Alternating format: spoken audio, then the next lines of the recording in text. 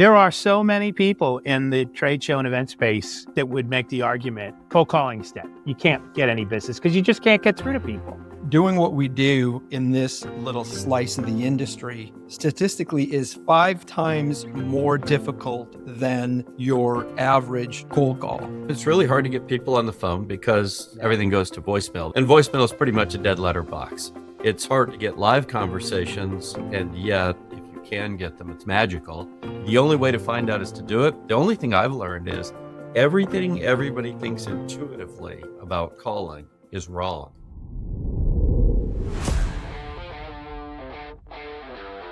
Strong companies, lasting partnerships, powerful events. Welcome to the Experience Builders Podcast. Chris, when was the last time you picked up a phone call from an unknown number? I think it was during the Truman administration. Nope, were phones going on then? I'm trying to remember. It's been a while. And as I said to you, I'm really looking forward to this discussion today because there are so many people in the trade show and event space, I think, that would make the argument, cold calling instead, right? You can't get any business because you just can't get through to people. And I'll be honest, you cannot get through to me. You might sneak through my inbox, but I'm not, and I've heard very clever voicemails left that have stimulated a return phone call for me. But to your point, it's been quite a while. Well, I think it's so interesting because a lot of business leaders are trying to create leads, create new opportunities. And I think a lot of times they skip over really cold anything, but especially cold calling. And just like you and I probably think before this episode that cold calling might be dead, I think we have some guests today that might say otherwise, and I'm excited to hear a little bit from their perspective. So we do. Can I introduce you to? So please do. Chris Beall is the CEO of a company called Connect and Sell, and we'll start off with Chris in a minute, and Dan McClain, who's vice president of a company called Trade Show Displays.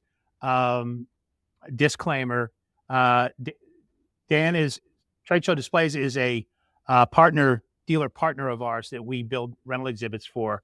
But in another life 3 decades ago, Dan cut his teeth in the trade show industry before he came back to it after pandemic. He and I grew up in the repping for a brand called Skyline Exhibits, many of you know. Shout out to the Skyline and ex-Skyline dealers that are listening.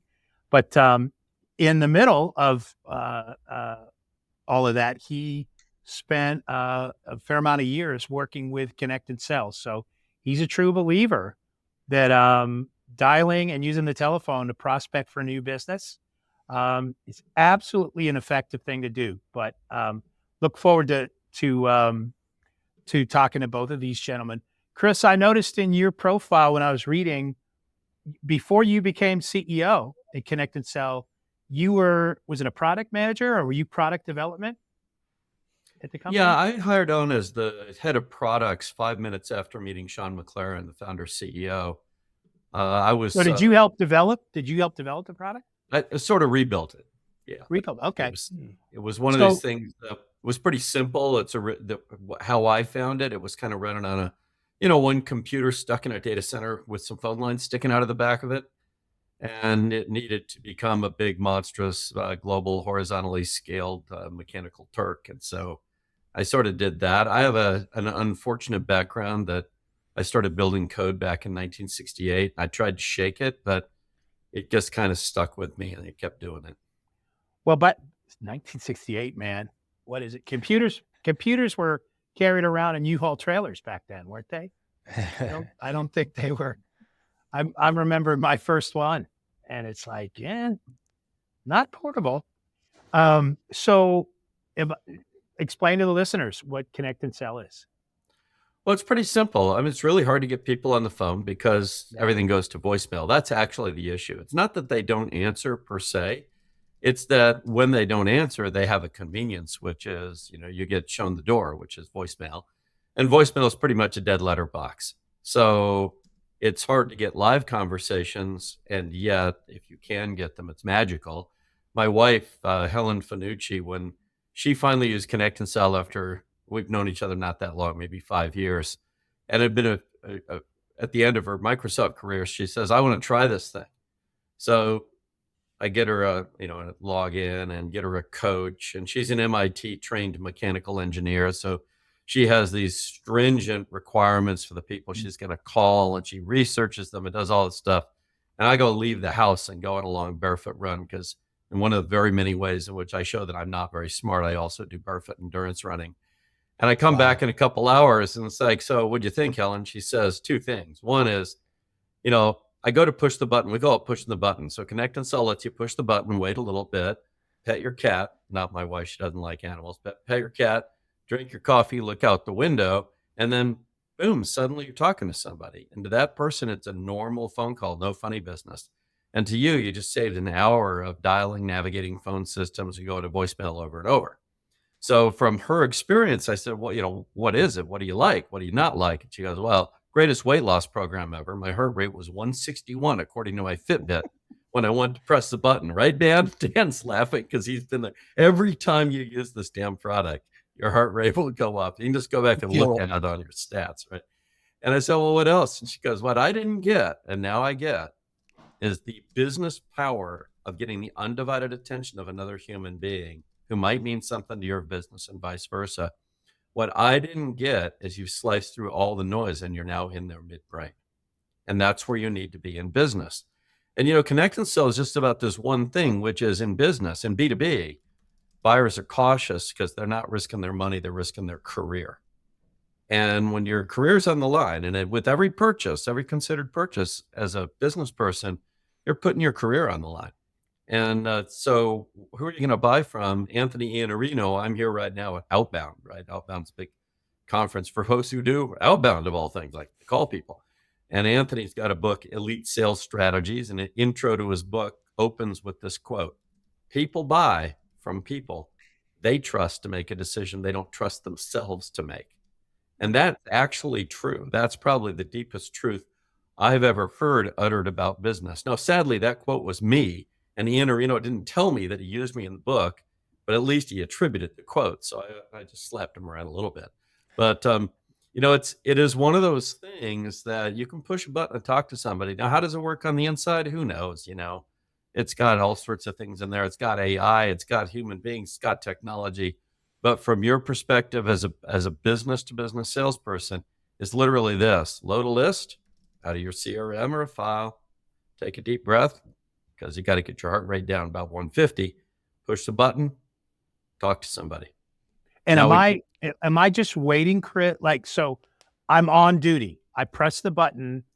Is there, obviously they're not just flooding into my headset. It could be 2 minutes. It could be 22 minutes before there's a live person that pops into my headset. Is that how it works? You bet. They pop in. Yeah. It could be 2 minutes, could be 30 minutes. Generally it's about 3 or 4. They pop in, you hear a little beep, bloop, and it pops up on the screen, shows you who you're talking with, what you're talking with them about. If it's a first conversation, we very strictly call a cold call a first conversation with somebody, an unscheduled conversation. Could be a follow-up because you decided with somebody you talked to, you want to talk to them again in the future, and you'll put them in what we call their follow-up list, and they magically show up in your list on the right day. And then you've got a little teleprompter because you knew what you wanted to say to get the conversation going. So we have people who have, 2,000, 3,000 people in their follow-up list. It's everybody's favorite list because you already talked to them once, but they never remember you. Who remembers who was called by some cold caller, right? I mean, most people say they never answer the phone. I heard that today one time. I'm trying to think of when. Somebody said he never answers the phone, right? Everybody says they never answer the phone. Mm-hmm. Well, 11 million times a year, we have reasonable evidence the senior decision makers answer the phone because they answer the phone. So really it comes down to, as you said, it's my list. So let me back up a little bit. So the service is I'm contracting with Connect and Sell, and what I normally would, if cold calling is part of our biz dev strategy, then I've got people. First of all, we always did a really shitty job tracking how many calls and what the results were. Until it was in a pipeline, but we didn't we didn't really, I knew there was a lot of non-profitable behavior around that, but I never really measured that. So we're contracting, and the automated service you provide sort of eliminates my humans wasting all that time. So their time is really spent responding to the live person, which is my contact list. So it isn't the secretary I'm getting, it's whoever we have in that list we've provided or entered into the technology, into the app, right? That's right. Now you can choose to run a protocol that we have called Connect on Live Voice, in which you do get to talk to gatekeepers. And very experienced sales reps actually kind of like that, because they can do something with that information. Right. But then they're not doing any of the mechanics. There's not only no dialing, there's no navigating phone systems, there's no dealing with voicemails. It's just talking to people. And then it keeps track of everything that happened. It'll also transcribe the call for you, so you don't have to do that. It'll take notes for you. It'll do summarization. It'll set a disposition for you if you're too lazy to do that. It'll keep track of your follow-ups and make sure that they pop in the list at the right time. It'll update your CRM for you, because who wants to do that? So you just talk to people. It's interesting. So can I ask, I mean, we know the job is hard. You know, I used to play games with myself, and I didn't want to call it cold calling because I would psych myself out. Right. So we called it developmental calling. Right. We want to develop a relationship. I know I'm not in my business. I wasn't trying to sell anything on the phone. I was just trying to get to the next step. So going back to when this was a primary thing I did as a sales guy, I want to say the data I remember was if I was calling a list, and we'd call out of phone books, we would use the Pulse guide out of the library. It would be a Chamber of Commerce list. But if we made about 200 or 220 calls, that might yield 3 or 4 appointments for me. Is that still accurate, or can you give me any idea of what data typically looks like of how many attempts it takes to get a conversation or a meeting going? Yeah, two different things. So one is, how many calls does it take? Think of them as navigated dials that you've got to do. Right. In order to get a live human being who's on your target list on the phone. So that answer tends to be around 25. How many does it take just to get a live human? Kind of depends on the list, but it might take about 8 to 10 to get a live human. To get a target, it's going to take you about 25 dials. So that's pretty normal, right? Now we're down to your skill, and we're down to whether they're cold calls or whether they're second, third, fourth calls. Because the big problem you actually face isn't getting people on the phone. Once you get them on the phone, if you got some skill, you have the problem that 11 out of 12 of them are not in market for your offering this quarter. That is, the replacement cycle for B2B products is about 12 quarters, about 3 years on average. If I just bought one, I'm not looking for another one of those for 3 years, whatever that happens to be, right? So for everybody who's out doing go-to-market, they actually have a hidden problem, which is mostly they're talking to people who might be perfectly qualified for their offering, just not this quarter. Right. I'll talk to you later. So taking care of that, now you're down to 9% that you even have a shot with. So if you're a 50% conversation and meeting closer with those who are in a consideration period, you're running about 4.5 to 5% conversation to meeting. So now your 1 in 20 becomes 1 in 400 dials. So in the world we live in today, if you've been doing 200 manual dials a day, you're going to set about 1 meeting every 2 days with somebody that's worth meeting with who's in a consideration period. Now, if you're really good, you can set meetings with people who are in an education period. That is, you're just going to have a conversation with them. You're going to create some trust. Actually, you got to create the trust in the first 7 seconds of the first conversation, but you're going to nurture the trust over the rest of that relationship. And now you'll talk to them 4, 5, 6 times. We used to have a guy who was one of Dan's colleagues, name's John Jackson, just retired at the age of, I don't know what, 81, 82, a few months ago. And John said, look, everybody says I'm a good sales guy. All I do is I just talk to everybody on my list once a quarter. When they're ready to buy, they buy from John Jackson. It's actually that simple. But the mechanics are so daunting now that who wants to spend 2 days to get a meeting? That's crazy. So we like to run about a rate of about 0.5 meetings per hour of active prospecting. So if you're at it seriously and you got it, say you're an account executive like Dan, Dan runs a little better than that because he's very skilled, right? So he's using his follow-up list, or he might be running 0.7, 0.8 meetings per hour.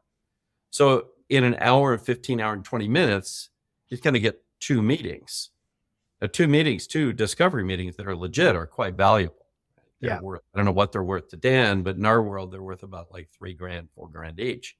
So you're kind of making good money right then, but you got to go convert it into real money by having the discovery meetings. And Did I hear you say 7 seconds to establish trust? That's all you got. What do you say, Dan? Let me pivot to you, because you're a guy who's ran the playbook for years, where you were the calling and prospecting you were doing was for the connect and sell product. How do you get credibility and trust in that quick? Here, Dan, I'll answer the phone. This is Chris. Dan doesn't get to hear Chris, that. this is Dan McClain. Dan McClain with Trade Show Displays. Hey, I know I'm an interruption here. Could I have 27 seconds so I could tell you why I'm calling? Sure, Dan. Go ahead. Thanks. Okay, well, and so, is that a random? Did you just say 27, or is that the strategy? It's not random. It's fairly carefully crafted. There's an article you can read. Because if you got me, I'm telling you, you can't get. I'm the guy you can't get. If some guy said you have 27 seconds, I'm thinking to myself, who the fuck is this guy? And I'm going, but I'm willing to give him 27 seconds, but not a second more. So what? But you've just purchased basically 30 seconds of my time. So what? 27. What do you think? Well, I'm kind of a flexible guy. So what? So the question becomes, what do you do with that time? Yeah. So the trick to the whole thing is that, first of all, the 7 seconds, we learned it accidentally from a guy that was working for us. And then we kind of got schooled on why from a guy who's in the business, Chris Voss, who's a hostage negotiator, wrote Never Split the Difference. Everybody knows him. And Khalil and we referenced Chris Voss half a dozen times on our show. So that's great. Yeah, so I was lucky enough to be at a dinner where he was at my table, because actually I flew to San Francisco because somebody told me that he'd be at my table. And I asked him afterwards, he's like 2 bourbons in, but he could have been 3. I wasn't counting. I said, Chris, how long do we have to get trust in a cold call? He goes, 7 seconds, just like that. And I got a jump. And I said, really? Because our research says 8 seconds. And he said, your research is wrong. It's 7 seconds. And then I got lucky after I recovered and took another look at his cocktail glass. And I said, so what do we have to do in those 7 seconds? He said, oh, that's easy. All we have to do is show the other person we see the world through their eyes. We call it tactical empathy. And then we need to demonstrate to them that we are competent to solve a problem they have right now. And I said, well, isn't the problem they have right now me? And he said, bingo, that's why you can't fail in a cold call, as long as your goal is trust. I guarantee you, Khalil, Myra, I guarantee you, the listeners of Experience Builders, I don't know anybody who's thought that tactically about their cold call strategy. Now what I hear almost all the time is, no, the purpose of the call is the purpose of the call. We're just trying to get the next appointment. But the psychology of what you're describing is, if you're that thorough, in preparation of strategy at every step, this would be a fascinating approach. So this isn't just a technology product. Do you coach people as well on a lot of what we're talking about now, or is that part of the Connect and Sell playbook, or they just have to figure that out on their own? No, we don't let anybody get away with trying it on their own. It's too dangerous. It's like, this thing's like a chainsaw. You can cut down trees, you can cut limbs off them, you can cut a birthday cake, but you better know what you're doing. And so we teach them how to handle it. We call it flight school. That's what my shirt has on it right now. Because a cold call is like getting an airplane off the ground. That's the 7-second opener. Then you got to take it somewhere. And where you're taking it is curiosity, not value. That's where everybody blows it also. Value is very dangerous in a cold call. Because if you go to value, you're going to get this. Thanks, Dan, we're all set. And the reason is, you just called somebody up and you insulted them by saying that you, the salesperson, know more about their problems and the solutions to them than they do. and nobody likes that shit. So Yeah. it's like, what do? Well, you skirt value and you go to curiosity. And the phrase you can use is, if I had Dan, say, well, reverse roles. So now Dan's answered, and I'm going to be selling connect and sell because I don't know what he sells. So I'll sell him a connect and sell meeting. So thanks, Dan. Dan, I believe we've discovered a breakthrough that completely eliminates the waste and the frustration that keeps your most valuable resource, your top salesperson, from using the most powerful channel in business. And the reason I reached out to you is to get 15 minutes on your calendar to share this breakthrough with you. Do you happen to have your calendar available? That's what I'm going to say. Notice there wasn't much value in there. There was something that was economic waste. There was something that was emotional frustration. There was something that was strategic, where you're trying to go and what resources do you have? Well, your top resource being wasted. That's strategy issue right there. We hit the 3 points. We call that the 3-headed dragon. We cut off all 3 heads, but we don't say what we do. Well, and your ask was for 15 minutes. So to a guy like me, the risk seems low. Exactly. If my time is my most valuable commodity. So, and would it be best to do those 15 minutes right there on the phone No. or to actually schedule the meeting? Okay. No, you got to schedule the meeting. It's got to be serious. And if somebody says, well, tell me, what do you really do? What they're really angling for is to tell you to go away. right. So you don't tell them. And what you say is, Chris, learned the hard way that an ambush call like this isn't a fair setting to talk about something that's important. I'm a morning person. How's your Thursday? Very interesting. So I'm curious from your perspective, Dan, because you're doing the cold calling in the trade show industry. You're talking to, probably the same audience or similar audience to our audience here at Experience Builders. What are these conversations like? Can you give us some examples of these calls, how it's going? Yeah, and what we do is we rent exhibits to companies that are at a show in either Vegas or Orlando. And doing what we do in this little slice of the industry statistically is 5 times more difficult than your average cold call. Because, as you can hear from talking to Chris, he knows his numbers. There's nothing that isn't measured in connect and sell world. And statistically, for what I've been doing for the past month and a half, it's 5 times harder. I get a meeting or an opportunity roughly about 1% of the time, about 100 conversations. And by the way, I'm guessing, Dan, so knowing the trade show industry, particularly the amount of exhibit houses, portable and modular exhibit dealers, agencies that focus on the event space, they're all calling the CES show and the SHOT show in January. They're all getting the HIMSS show, Health Information Management Systems show, and the Global Pet Expo. And so I'm just thinking about that decision maker in charge of maybe it's the chief marketing officer. You're getting 30, 40 companies wanting to talk to you about your upcoming show at the end of February in Orlando or in Miami or Atlanta or wherever it is.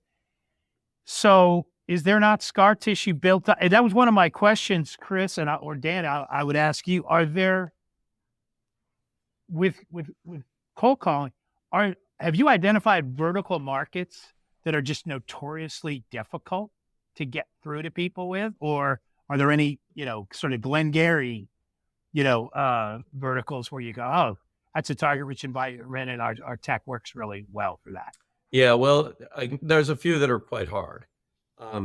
Doctors are hard, surgeons especially, because when they're in the middle of a surgery, they'll rarely take a call. Can't get them out, yeah. Just say, moi. Hey, put that knife down, nurse clamp. I got to take this call, right? Well, if the patient's unconscious, they ought to be able to step away for a few minutes. Right? That's right. 27 seconds. Not 27 seconds. All we're asking. 27 seconds. But that's a case where you go to the Connect on Live Voice approach, and you form, these mini relationships with the front desk. I mean, everything's got its own sort of tactical surround. It's kind of like climbing mountains, you know. I used to be an old mountain climber. There's the kind that are easy, there are kind that are hard, and then there's the kind that are hard but safe, and the kind that are easy but dangerous. All of that's true. All those dimensions are there. The only way to find out is to do it. The only thing I've learned is everything everybody thinks intuitively about calling is wrong. That's all I know. Every single thing anybody's ever told me, so-and-so's don't answer. Like, you know, oh, CEOs never answer. Well, the number one title that's called successfully by folks using Connect and Sell is CEOs. Number two is CFOs, which are thought to never answer. And the highest money-making title is Chief Information Security Officers, who are notorious for never answering the phone. So I don't know. You know, I just gave up and I just went to the science. I'm an old physicist myself, so I don't have enough sense to believe that I believe anything. You know, it's just like, whatever it is, just throw it out the window. Spend 2 hours pushing the button. You'll know the answer. That's kind of it. It's a 2-hour process. And you can do a full-on market exploration. Say you got a market with 10,000 folks in it, right? And you're going, well, I want to know what's true in this market. Like, what message resonates? Why build a product until you have a message that resonates? That's crazy. Everybody builds a product first and then goes out and sells it. Well, that's wasteful. You know, give message market fit. Well, how long does that take? What's 100 conversations? If you got a market at 10,000. Well, 100 conversations with Connect and Sell. If you're all alone, you're one person, that's going to take you maybe 2-3 days. Now you've completely characterized your market. You're actually done. You can go raise money against that if you want. It's that's what my podcast is all about, actually, is how to avoid making a product unless you're absolutely sure that it's going to be accepted in the market. Interesting. That's really good. Chris, what's the name of your podcast? I want to make Khalil put it in the show notes so people can check that out if they're interested. Sure. It's called Market Dominance Guys. The name's a riff on the old car guys, you know, from National Public Radio, Click and Clack, Epic Brothers. Click and Clack. I used to be a car mechanic, among very many other things in my life. And I have huge respect for those guys. And hey, MIT boys, you know, what are you going to do, right? So it's an accidental podcast. It's an attempt to write a book. Like another guy, Corey Frank, my podcast co-host, wanted to drag a book out of it. And turned into a podcast, and here we are. So we've had it transcribed by one guy. He listened to the whole thing and transcribed it all and turned it into a set of operating manuals for his company. Oh, I love that. That's really cool. Dan, I'm curious. You said that it's 5 times more difficult to reach this target audience. And I feel like that's even more of a reason to have something like Connect and Sell for outbound. Because if you're doing that manually, I can imagine how much more difficult that is. Well, after spending 8.5 years on Chris's team, regardless of what I'm doing, I wouldn't pick up the phone manually. That was the question. Is there anybody still doing it old school? Just that I have no idea. I wouldn't do it. Not for very long, probably. It's crazy. I mean, it's like saying that, you know, I mean, I do stupid things, right? I do barefoot endurance running. You know, so I ran from Reno to Lake Tahoe once to get a margarita, 32 miles over the mountain, but I wouldn't do it twice. It's like, you know, some things you do just to show you could do it. Maybe cold calling with your fingers might qualify as that. But we got kind of the opposite. We got a guy who always sets up his trade show work. His name's Scott Webb, Chief Sales Officer over at Hub International, 7th largest insurance brokerage in the world. And, you know, the insurance world, they got big trade shows. Vegas is packed with these things. Yeah. And what he does is he just uses Connect and Sell from everywhere, including his mobile. I have videos of this guy coming off an airplane, walking down the jetway, and he's on his second conversation before he gets to the end of the jetway.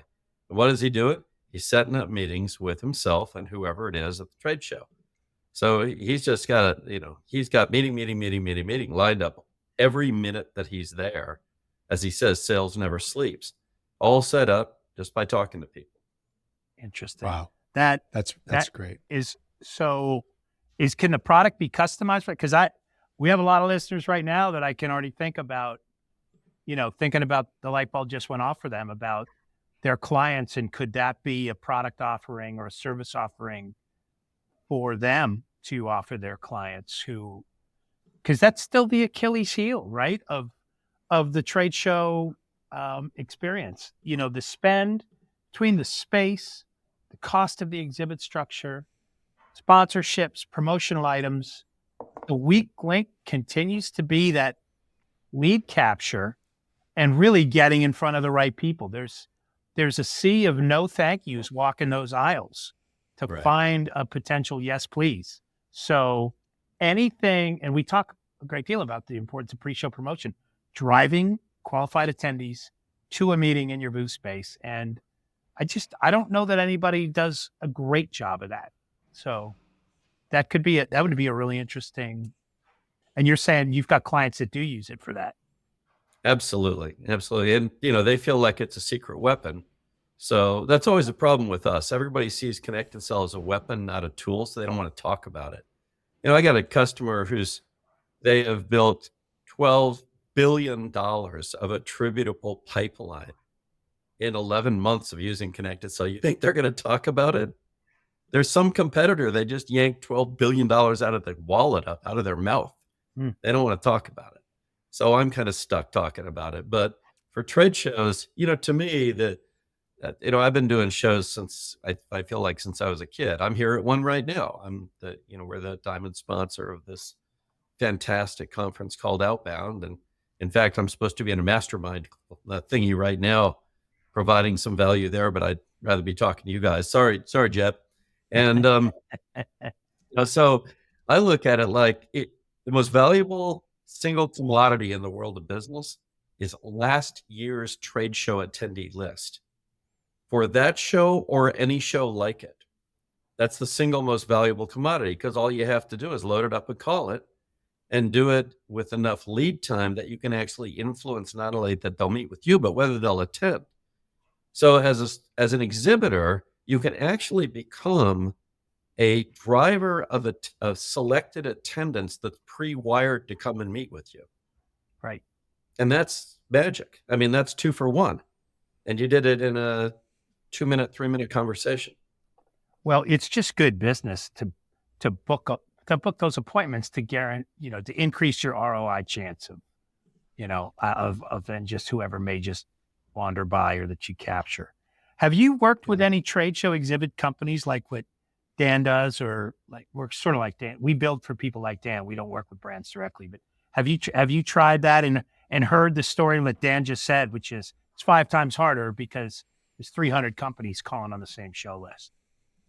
We haven't really. It's kind of a fragmented industry. It seems to have a lot of folks running around doing a lot of things.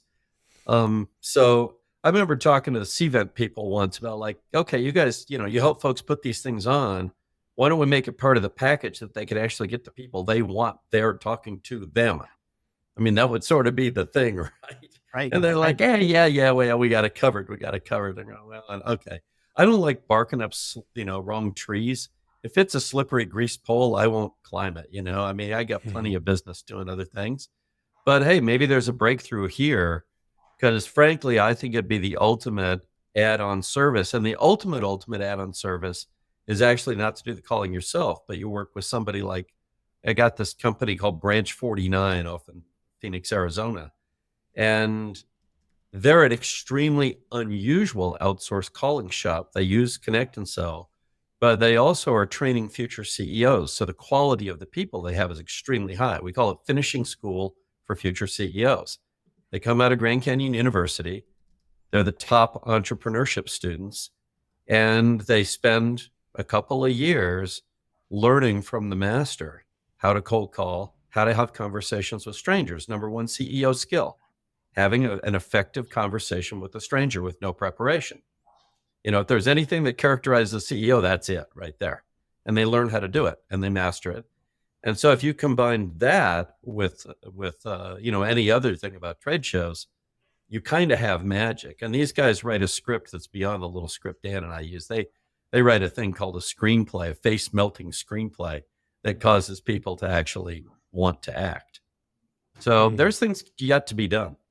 We just know people answer the phone if you make enough calls. We make, by the way, 52 million dials a year that we navigate.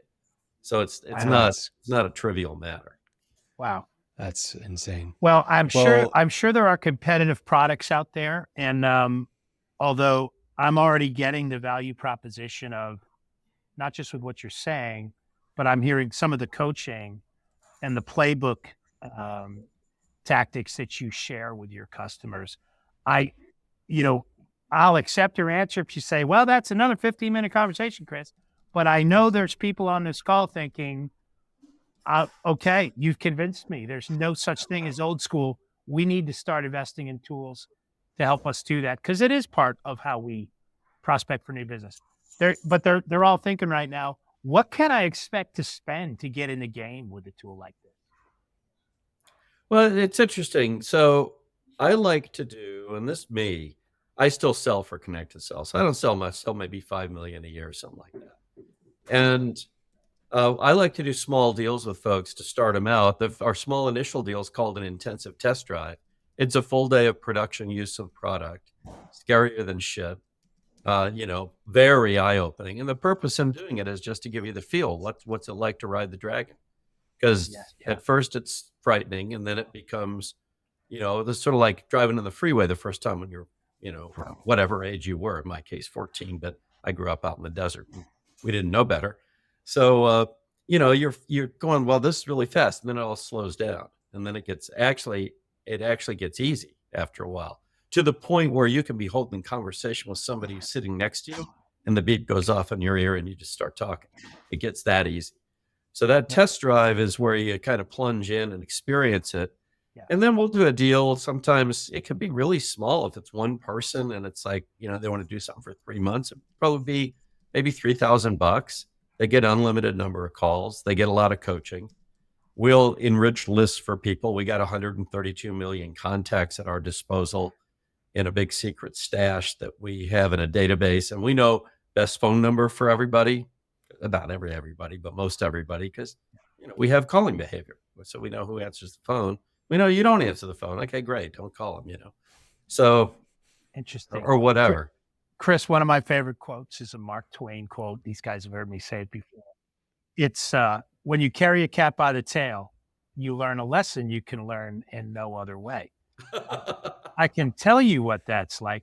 I would imagine without that test drive opportunity, you can think you understand, but like you said, once an opportunity to ride the dragon or drive the sports car that goes 220 miles an hour, once then and now the lizards are loose in your brain, and you start to realize where you can take that. So, I love that. That's maybe an opportunity for anybody that might be interested. That's great. It's free and it's a lot of fun. I'll go back to, when my wife did this, she was carrying a $5 billion quota for Microsoft. Now that's somebody who knows sales, right? Yeah, I think so. But she didn't know this experience until she pushed the button. And she said it was about the third conversation where it clicked. I was like, oh, this is just a human being speaking with a human being. And that actually is business magic, because trust is everything. But you root out all the non-profitable behavior to get to that conversation, which is great. Yeah, we just get, you dump it onto us. This is what, like, Salesforce right now is doing a big thing with this agent force. It's like, let's have AI agents do things, do work, not just put data away and get it back. Well, we've been doing that for 17 years.